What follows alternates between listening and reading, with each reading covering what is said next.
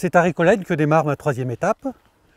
Donc de Récolène, je vais aller à Saint-Nectaire, soit 34 km. Après, le Puy de la Vache, je vais bifurquer, je vais laisser le GR 441 donc pour poursuivre sur le GR 30 et aller en direction d'Eda. D'Eda, après, j'irai en direction d'Aulois, en passant par la vallée de la Monne, sans doute l'endroit peut-être le plus accidenté de cette étape. Et après, je vais grimper à Saint-Nectaire.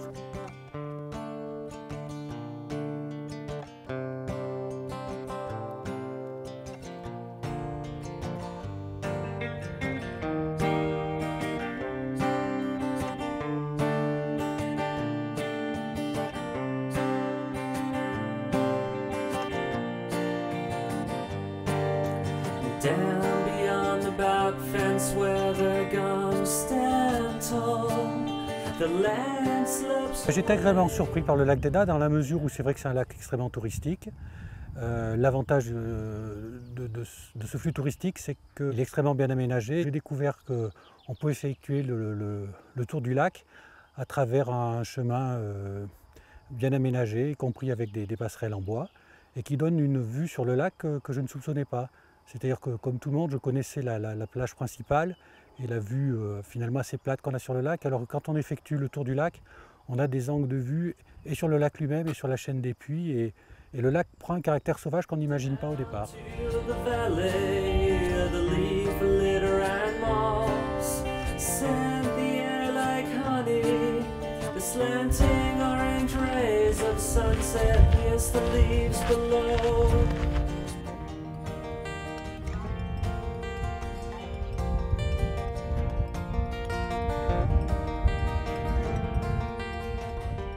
D'Eda à Aulois, le GR30 traverse les gorges de la Monne. Le paysage change, c'est beaucoup plus vallonné, c'est beaucoup moins boisé. Et puis l'effort aussi devient plus soutenu dans la mesure où les fameuses gorges de la Monne obligent à emprunter une pente très forte, puis à la remonter de l'autre côté. En revanche, on est payé de retour parce que le spectacle de ces gorges est vraiment magnifique. Saint-Nectaire marque la fin de la troisième étape, après 35 km de marche depuis Récolène.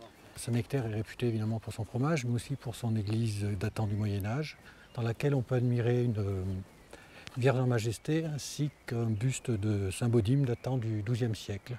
Extérieurement, cette pierre assez vieille, cette vieille pierre d'Auvergne, n'est pas sans rappeler la croûte du fromage Saint-Nectaire, en plus beau sans doute.